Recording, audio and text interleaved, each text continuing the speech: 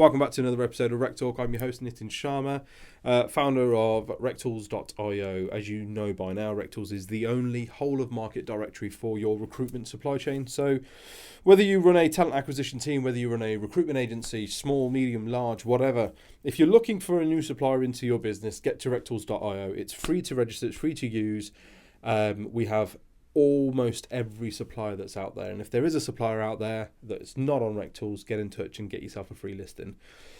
That's enough of me plugging my stuff. Today's episode is one that's been a long time in the making. This is somebody who constantly is flagged on my radar, is constantly kind of recommended to me as somebody that I should be speaking to, but for one reason or another our paths cross and we kind of wave at each other and sort of acknowledge, and then that's about it. But Darren from Paiger, mate, I'm so glad we're doing this. It's been, as I said, a long time coming, mate. So first of all, thanks for making the journey up here and gracing my new studio. It's a wonderful studio. Lovely, man. Of all the podcasts I've done, this is one of my favourite studios. So hopefully it's the best podcast I've been on as well. I'm going to clip that. This is what Darren said. Yeah, best studio I've ever been in. You need to see it. Yeah. Mate, I've heard a lot about Paiger. As you can imagine, with what I do, I have to spend a lot of time understanding kind of various suppliers in the industry, right? But I have to prioritize the ones that I'm working closely with and so on and so forth. So Paiger is always one of those things that's on my radar. And as a recruitment business owner, again, I heard about what you guys kind of did, but never really ever got around to doing a demo and so on. So I wanted this episode to be a what the fuck is Paiger and why the fuck do I need it effectively? Okay. Right? So look, over to you. Tell me about, let's start with your background. Kind of, are you a ex-recruiter who decided to do something different like me, or if you had a different career path, and how the heck how'd you end up in recruitment? Well, like everybody, you fall into it, right? No, I've never been a recruiter, so I'm a tech guy, Okay. through and through. Although ironically, I failed IT at college. I discovered drugs and women, if I'm being honest. So that took priority. Mm-hmm. But after that, I realised I need to get a job. I got a job at a company called Broadbean, who I'm sure most people have heard of. Yeah. I started there as a junior developer. Lucky for me, the CTO must have been off that day because there was no technical test on the interview. I just got through on personality. And I got the job, which was a surprise. It was £13,000 a year in Canary Wharf. So most of my money went on travel. So I had to borrow money off my mum, my girlfriend at the time, who's now my wife actually. So she supported me very early on. But I went home and got a load of books and started to learn how to code. Very quickly fell in love with it. Absolutely love tech. And I was there for nearly 11 years. But over that period of time, I went up the career ladder there and actually ended my career as their Chief Technology Officer across EMEA. Oh, okay. So got to my dream job by the age of 28. Amazing. Had I don't know how many reports. I know when I went onto the HR system, I had to click plus quite a few times to see how many people there were. But my dream job wasn't actually my dream. I've always wanted to start my own business. I've always wanted to. That's if you said to me like during college, what did you actually enjoy? It was business studies. I did pass that. I really loved that. So I always wanted to do it, but at every stage of my career, something happened that stopped me from doing it. And it was always a good thing, right? It was I've got a mortgage. I've just got a promotion. I've just had a kid, whatever it may be. But when I actually reached that. This is the top. I'm not going to go from CTO to CEO. This is it now. This is it. Yeah. And it was pretty much instant. I'd say within a week of having that job, I decided I didn't want it anymore. So, I went home to the wife and said, "Babe, I'm going to quit my job." She said, "What the fuck are you talking about?" Yeah. Is it that time already for a crisis? Yeah. And I did it ananyway because that's the kind of supported husband I am. And that was coming up to 7 years ago now. Amazing. And so, what was the? Was it immediately into Paiger? Had you been thinking about it? Had you been kind of thinking, right, okay, there's a gap in the market for a tool like this? What was the? I'd always planned out what I wanted to build, but the big thing for me at Broadbean, I spent a long time looking at recruiters' LinkedIn profiles, like more time than you should. It's not healthy. Yeah. Right, and it was all weird. I saw was it was almost like I need to stop this. Yeah, I probably needed therapy for it. But all I saw was job. I'm hiring. Did you know I'm a recruiter? I've got a job. Yeah. But LinkedIn's a social network, right? So I was like, well, how do we solve this? And at the same time, I actually was moving house, and my estate agent hadn't updated Twitter in over a year. And I just said to him, why haven't you done that? He said, I don't have time. I said to him, if I build you something that does it for you, would you pay me £100 a month? He said, yeah. So I did, and I realised actually this has got legs. So there's something here. My first customer was actually an estate agent, the one and only, and then decided actually no, let's do this properly. I love that. So tell me about what is Paiger? I'm a 1 to 5 person recruitment business. I'm good at what we do. Clients love us, candidates rate us. Yeah.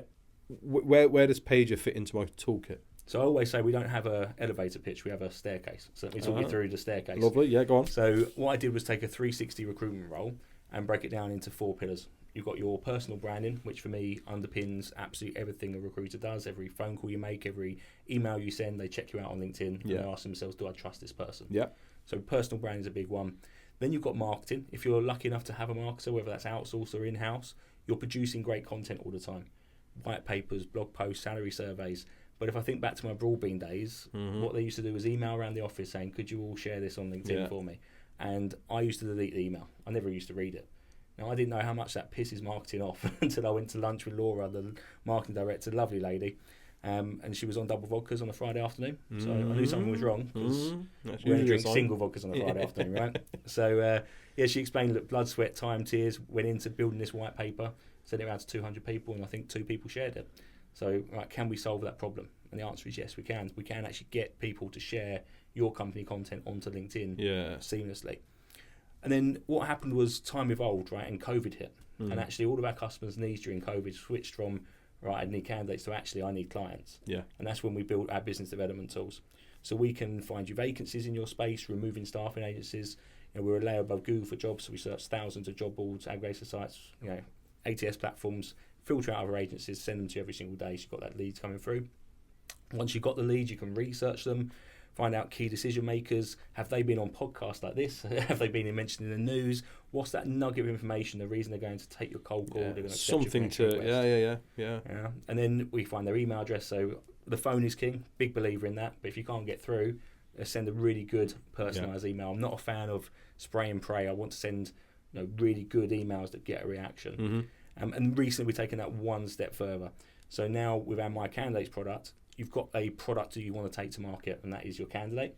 You upload the CV, it brands it for you, anonymises it for you, then plugs into our Find Vacancies, find direct employers looking for people that match that profile, and then writes you the spec email based on the job advert and the CV. So within a second, you've got, right, this is the person that's hiring for the role, this is their email address. You're Xing out productivity big time then, aren't you? Yeah. So it's across all 4 pillars, and then there is the source and attract, driving more traffic back to your website so you get inbound applications. So for a 360 recruiter, it's about making them more efficient at desk level, making them an expert at desk level, building their brand, driving inbound conversations, but also doubling the amount of BD you can do in an hour. Okay. And so, did you pivot this product at any point, or has that always been the vision that this is what I'm trying to build? Always been the vision. So what I realised was there's lots of peripheral tools out there. I'm a big believer. What I want to get to is you've got your website, you've got your CRM, and then you've got Paiger. When it comes to an actual desk level tool, I'm not looking to replace payroll systems and things like that.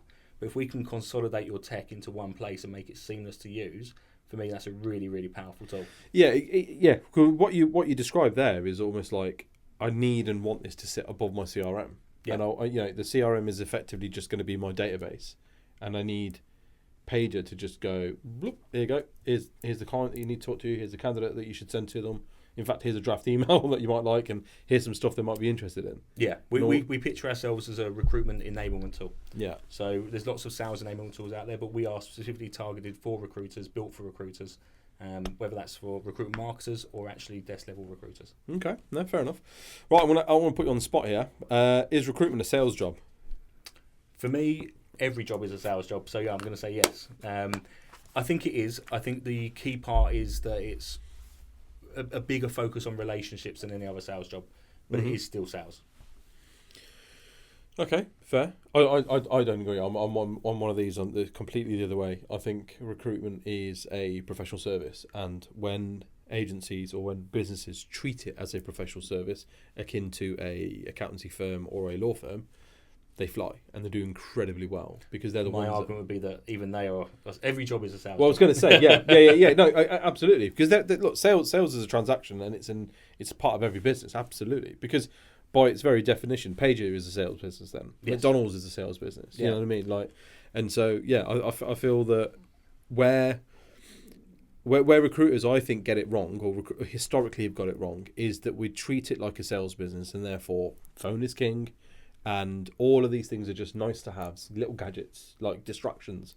All you need is a phone book and a mobile phone and get out there and do it and and the gift of the gab. And I don't think that's the case at all, No, I think what we're saying is, what I'm saying is sales has changed. Yeah. Sales today is not Big what time. sales was 5 years ago. No. And if you think about even the touch points in marketing, they used to teach us 7 touch points, I think it was, trying to trust you. In a digital age, that's more now 30, 33. That's it. And I think the same. And it's easier to achieve those 30 to 33 if you embrace exactly all the other things, right? But to achieve that just with the phone book and the phone, that was always the struggle that most recruiters would have. Is like, I'm running out of reasons to call this client now, short of like sounding like an idiot. What do I do? But actually, having all these different things to be able to go, oh hey, did you know about this? And hey, what about this? And this you might find useful. Okay, so but.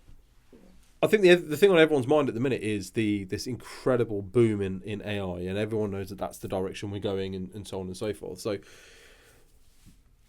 from your point of view, do you see AI as a contender or a disruptor to what you guys are doing, or are you guys embracing that and going, right, how and where do we fit this into our offering?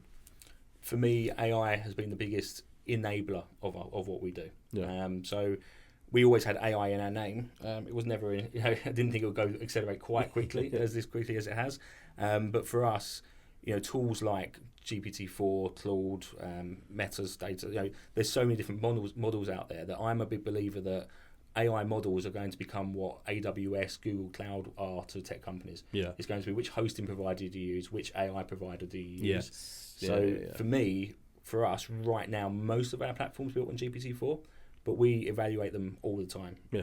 The one we won't use is DeepSeek, just to be really clear. Controversial. We can't send our clients' data to China. So we could self-host it. That's where I think they've been really clever with that model. So they've actually open sourced it. They've allowed, I was going to say, you can run it locally and stuff, can't you? So. It's, but that's an interesting play, right? So the way I position us to our customers is that's our problem to worry about. Which AI is the right one to use for the job is our problem. Think of us as your AI partner, and then we will change what's under the hood, what's under the engine. We just need you to drive the car because that's what you're good at. Okay. No, that's fair. That's fair. I imagine that's landed pretty well then, because I know a lot of recruitment business owners are intrigued but also concerned about kind of AI in the direction that this is headed. Yeah, or they're embracing it in the wrong way, right? If you're just giving your recruiters right now access to the free ChatGPT, I'm really, really scared of what that means for your business, because you've got no control over the output and you've also got no control over the input. So are they actually putting sensitive data into it? Is it them going into the training model? Is that a GDPR breach? Have you actually considered any of that, or you just thought, I want to embrace AI? Yeah, or are you just using it as you historically would Google? Yes. Right. So I worry about people that are...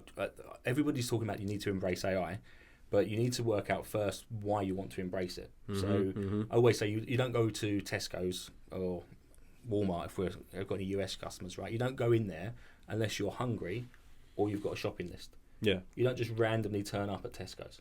Have a mooch. Have a mooch. Nobody does that. And if you do, a little bit of judgment here. There's better things to do with your day. Yeah. So unless you've got a real need right now, as in you're hungry, then go to market for that hunger. If not, if you want to embrace AI, you want to embrace efficiencies across your business, sit down and make a shopping list. Work out and literally map all of your process. Big whiteboard, I'd love to see it. And then go, right, which bits of this could we actually replace with AI?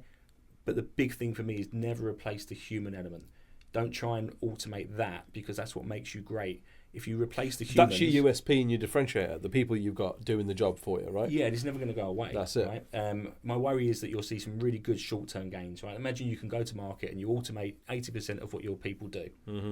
Okay, everybody else does the same, and then suddenly, why are you different? Why do I need to use you? So I'd look at your process and go, right, how do we make our people have more conversations? And if that's the end goal, then you're going to do well. Okay. No, that's I echo all of those points. I mean, I think what you kind of landed on it then while explaining that one of the issues that recruitment business owners have is they don't do the process mapping and okay, where does this tech fit into our process as a business and what we like to do, right?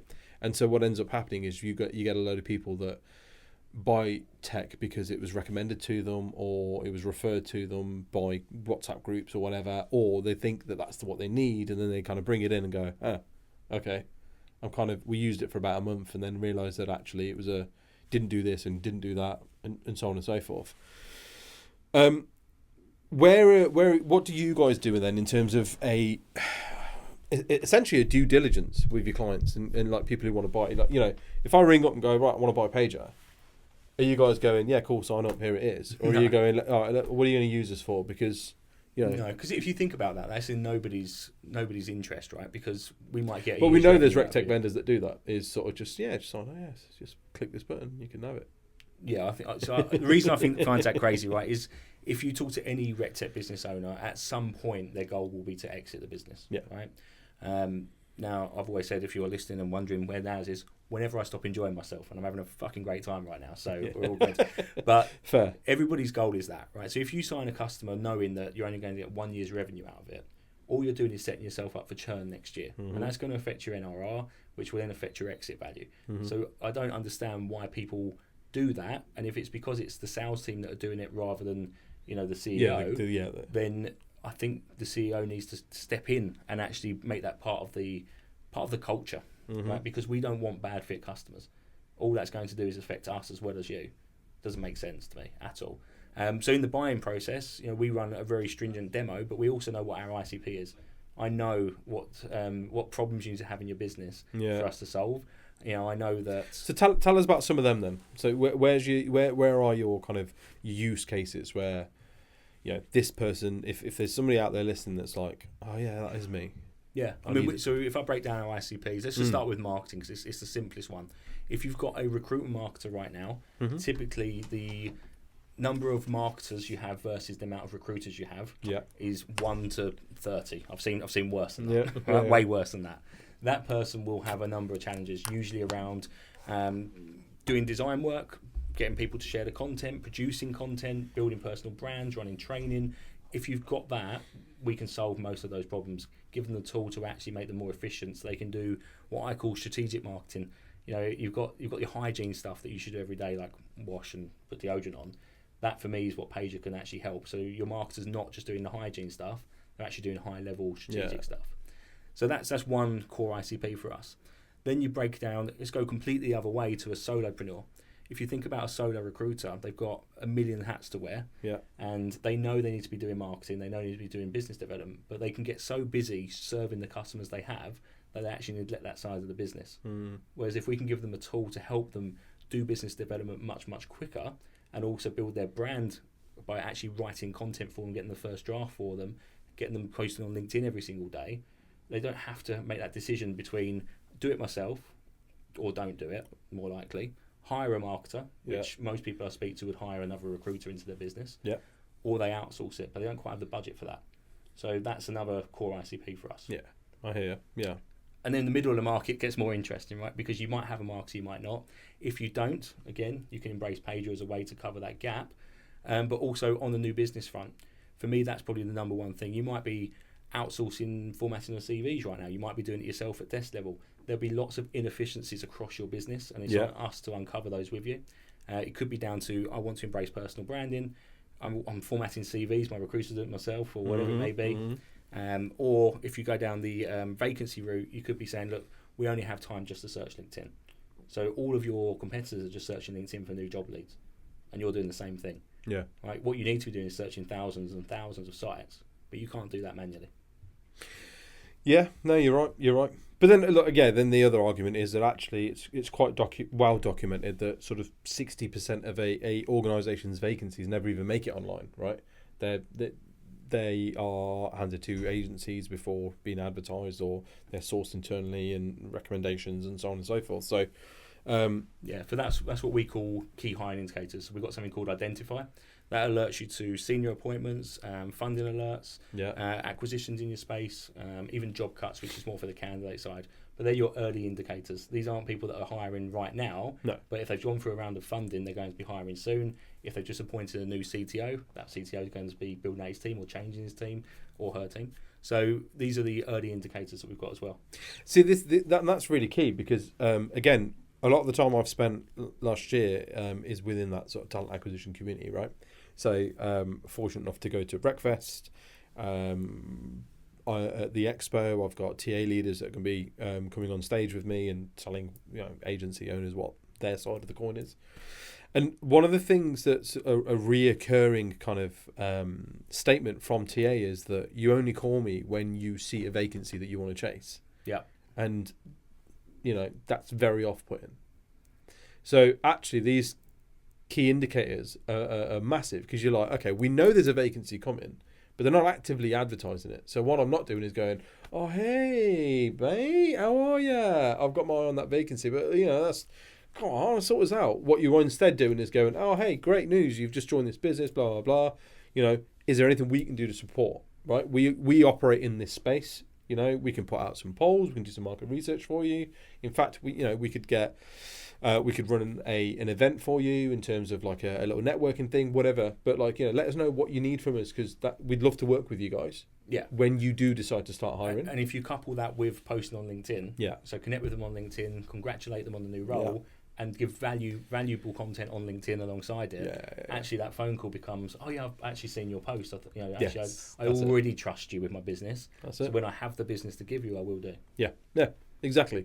And this is it. And when you're then posting, for a lot of recruiters, solopreneurs especially, you're right, they are so incredibly busy just doing the day-to-day and trying to keep the doors open and the lights on that they don't think about the impact of their LinkedIn presence and their social presence, right? And actually it's kind of like, look, if you are putting on a little networking event, you should be shouting about that. Not because you want the congratulations and the kudos, but because you want other people to see that that's what you do. So that when you ring them and say, oh, hey, did you know I do this?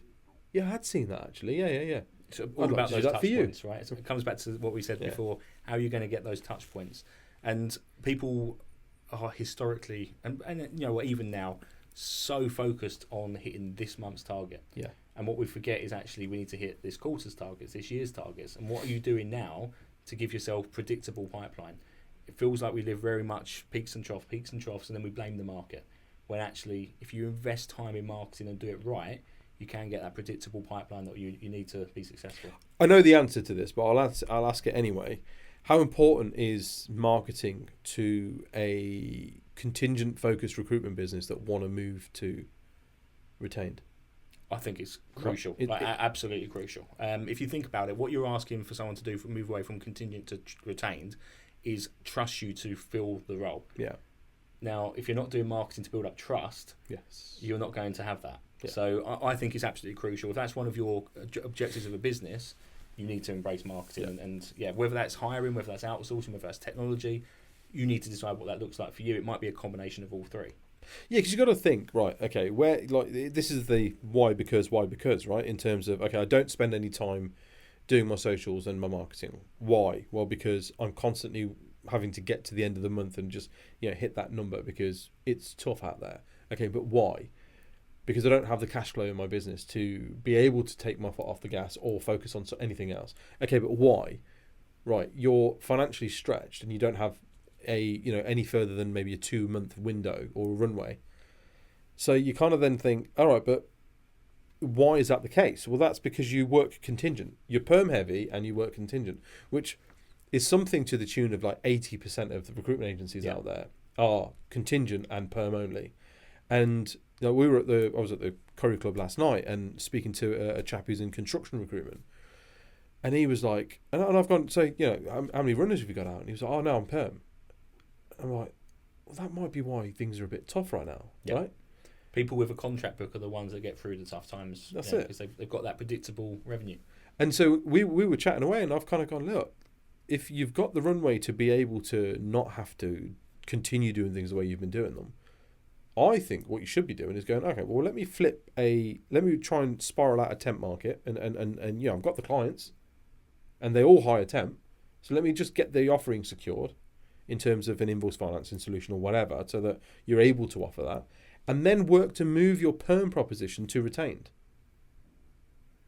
You got the best of both, right? Yeah, do you know what I mean? And the only way you're going to do that, absolutely, is by marketing. So then it goes up the chain again, and you're like, well, actually, now have you got the time to put into, your social presence and your marketing and your personal brand? Oh no, well I have, yeah, because actually this is the goal I want to get to. Yeah, and I think that's the big thing. Is quite often people say to me, I'll try and do it myself, and I'm like, brilliant, please do, because if you can do it yourself, that's fantastic. But quite often you can't. And that's when you need to think about technology. Mm-hmm. I was with someone the other day talking about Paiger, and they're like, I can do this myself, I can do this myself, I can do this myself. And I say to them, well, why aren't you? Yeah. Right? And they come back, well, I'm not sure I want to pay for it. Okay, look, that's what all of your customers feel like. Every hiring manager or every HR director doesn't want to use an agency. Yeah. Right? But they do, because of your expertise, because you can get the job done. So think of technology in a similar way. Yeah. I think it always comes... these sorts of decisions, I kind of have a theory on it, is that it's one of the two C's. It's either cash or creative, right? In that if someone's not willing to purchase your product, it's either the price is off, in that if they can't afford your product, you're speaking to the wrong person. Not, you know what I mean? Not go and drop your price. Just you're in the wrong market here. You're trying to sell something to people who can't afford that product, and fine. So you've got to reposition your proposition to the right people. Or it's creative, which is they either don't see the value in what you're doing, or creatively you're off, in that you just don't gel as people, or as completely. You know what I mean, as a culture in terms of a business. Because again, there are recruitment agencies out there who are out and out sales businesses, and they don't see the value in anything that we're talking about right now, and they'll never buy.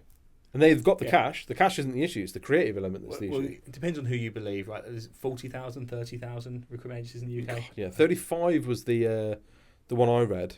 But we're both in that group where they're all we'll meet in the middle. It's 30, 35, 40. Yeah. Let's say 35,000, right? We work with nearly 1,000 of them. Yeah. What that tells me is that more and more people are embracing this way of working. Yeah. Right? And I just think it's been a big shift, especially since COVID. I think COVID accelerated everything we're talking about, and we've been lucky enough to be there to, I want to say, ride the wave, but I don't think it's by luck. So, all right, 1,000 customers. You're obviously close to every single one of them, because again, I have people that are like, oh yeah, we use Paiger, love it, all that sort of stuff, right? So, real brand advocates of what you guys do. What's the general pattern that you're seeing? There was a lot of sentiment of negativity towards the end of 24. Yeah. And then this wave of optimism hit in sort of January, right? Everyone was like, nah, this is the year, we're going to do it. And the kind of the pessimist in me is always sort of like, that's no different to me and you just plucking a date in the air and be like, 14th of March. From that day onwards, my luck will change, Yeah. It's that, put good out into the universe and good will come back kind of thing. So are you seeing the green shoots that people are talking about? And are you seeing more activity and more business being generated from your customer base, or are we still in this just wave of false optimism? No, there's still some people that are struggling, right? Let's not pretend everything's all rosy, but the majority of people I'm speaking to now are having good months. They're having good. One of them had actually a record year last year, right? So despite everything, I did a post today actually on LinkedIn about how you create your own opportunity. Yeah. But actually, for the last 2 years before that, opportunity came to you. And I think that's the biggest thing. You need to realise you need to create your own opportunity. Nothing's easy in life. If you're a really good recruiter, you could earn 100k a year, right? But you have to work for it. 100k a year is not normal if you don't have to work incredibly hard. Yeah. And I think what we lost a little bit was that need, that work ethic, if you like, the realisation. And I think a lot of businesses had a bit of a reset last year. I think they probably scaled headcount a bit too much, and they've had a little bit of a reset right now, which actually I think is a good thing. And I think people are realising that you don't necessarily need headcount to scale your business now. You can scale it through better processes, better people, better technology, whatever it may be. So I actually think that last year was a bit of a reset. In some ways, it was needed. Yeah. No, that's fair. And so you see this year starting to turn, or do you think 25 will be where it'll go? Towards the end of last year. Right. So a lot of people had good Decembers. Yeah. And they've continued that into January, which gives them hope for the next next couple of months as well. Okay, no, fair. So what's in the pipeline for you guys then? Obviously you're going to embrace kind of these technological changes and the boom of AI. Have you got other tools in mind that you're thinking, actually, there's a gap for this functionality, or there's a gap? Are you hearing much from your customer base? Paiger for me is very feature complete, especially with the launch of the My Candidates, the candidate marketing tool. That for me was a big thing. Again, I don't want to pretend things are all rosy, right? Because yes, we've got nearly 1,000 customers, but we've lost customers along the way, right? It's been 7 years that we've been in business. Of course we have. What we've got a real focus on now is just being the best we can be at everything we do, everything we already do. So improving every part of the product. We overhauled the entire UI at the start of the year. We've launched our new video teleprompter, so you can actually record video content for LinkedIn in the platform, add your logo, burn subtitles onto it. Oh, interesting. Okay, yeah. Tell me about some of these features then, because again, this is all news to me. So actually, we know LinkedIn are pushing video as a key thing, and it's sort of more TikTok Reel or Instagram Reels type of YouTube Shorts kind of thing. So you guys have now put that into Paiger to be able to go. You sit at your desk, you can record something, subtitle it up, badge it up without having to bounce it into a different program. Exactly that. Yeah. So obviously we integrate with LinkedIn. So as soon as you want to publish a post, it goes straight out to LinkedIn, or you can schedule a time. But the big thing for me is the best type of content on LinkedIn is video. It gets the most engagement. Yes. But whenever we spoke to our users, they were, I'm going to use the word nervous about doing it.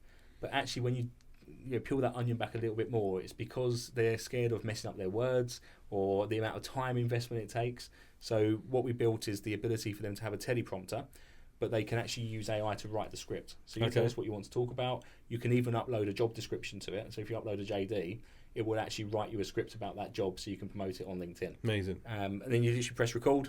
As you're recording, the teleprompter scrolled in. Then after that, you can add your logo to the top left, and you can add subtitles. It transcribes the audio, lets you edit the subtitles, and then burn it onto the video, which is key because around 80% of video on LinkedIn is actually watched on mute.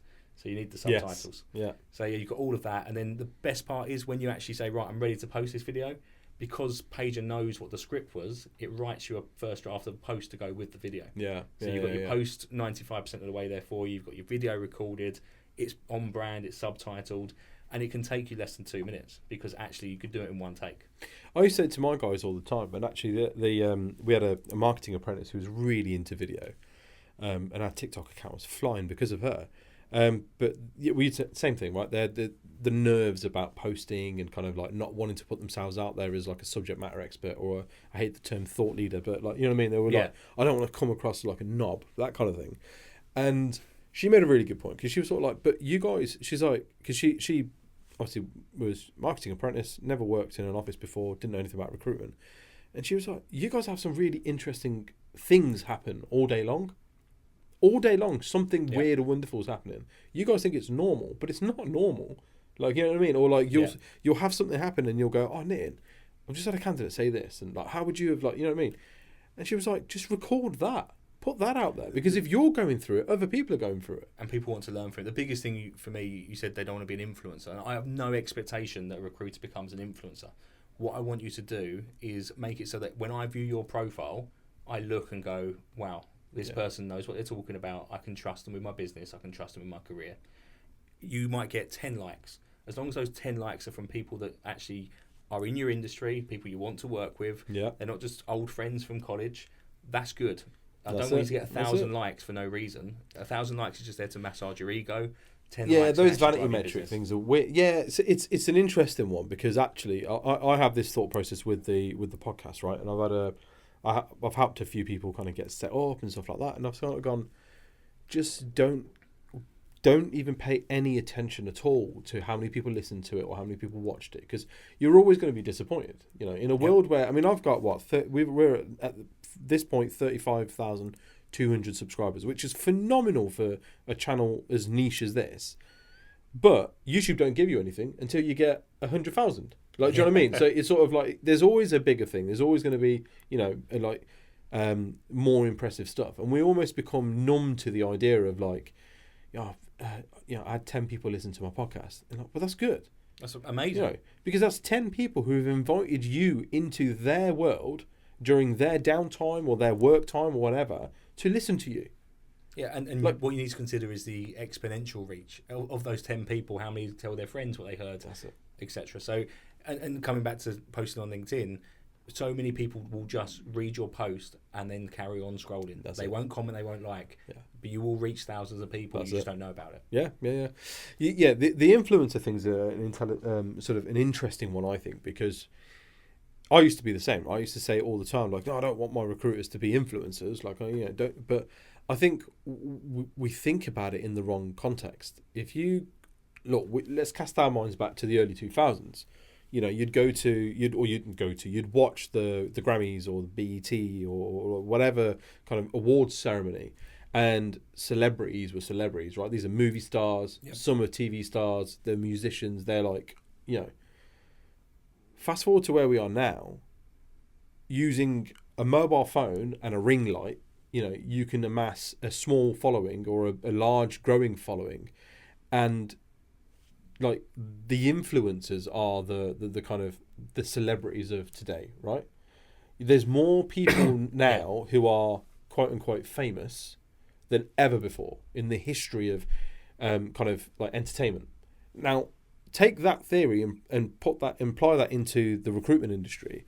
When you first came into the recruitment industry and started using LinkedIn, and when I first came into the recruitment industry in 2014.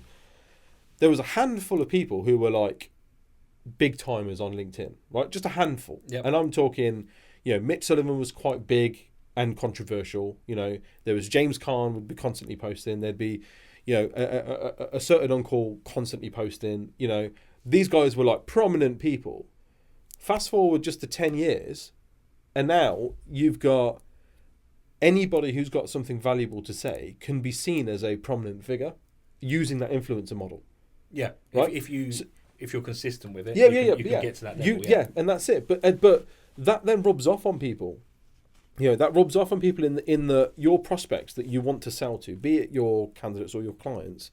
They will see that as well, and they will see you being and again, I hate the term thought leader, but they will see you putting yourself out there and see you as a influencer in your field, in your space. And I don't think that's a bad thing. And I don't know why we have this thing about like, kind of like, oh no, I don't want my recruiters to be influencers.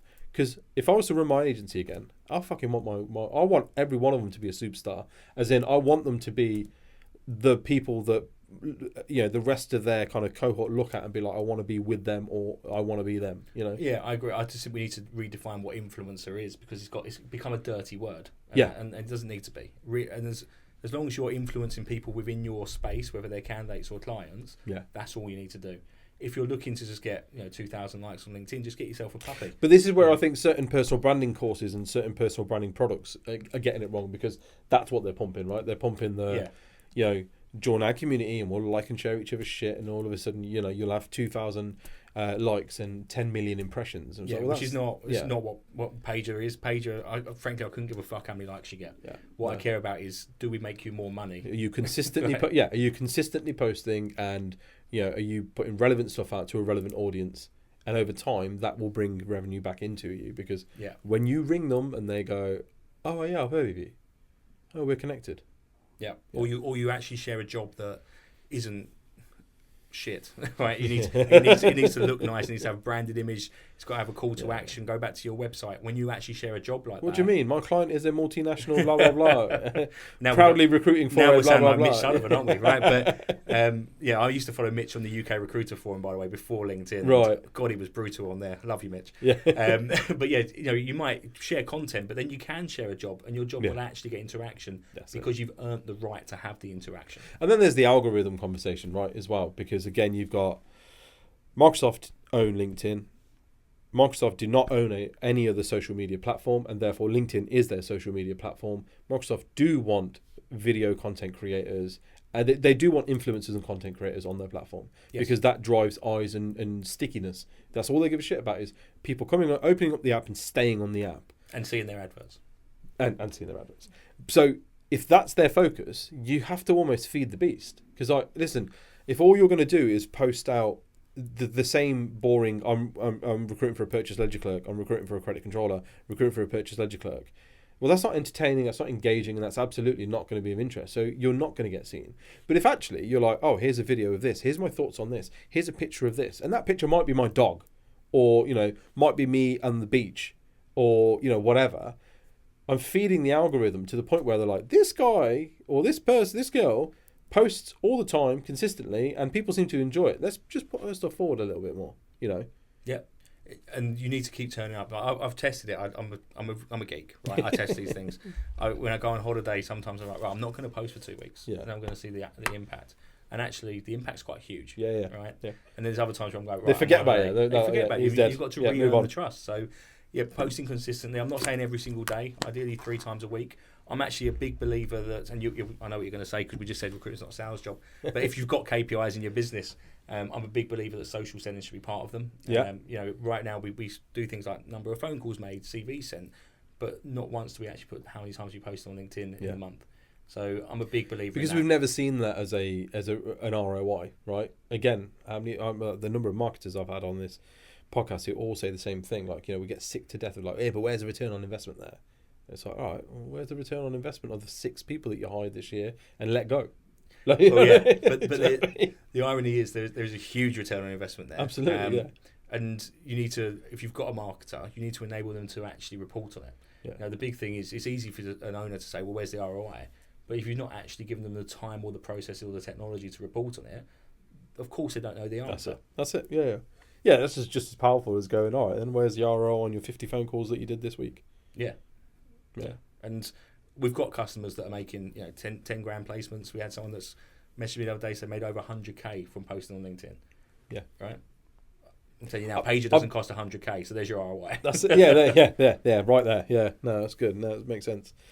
Cool, mate. This has been fun. This has been really insightful. I feel like I know a lot more about what you guys do now, which is great. So I'm already thinking of people that I've historically worked with and I'm helping right now that I can be like, you need to speak to these guys, man.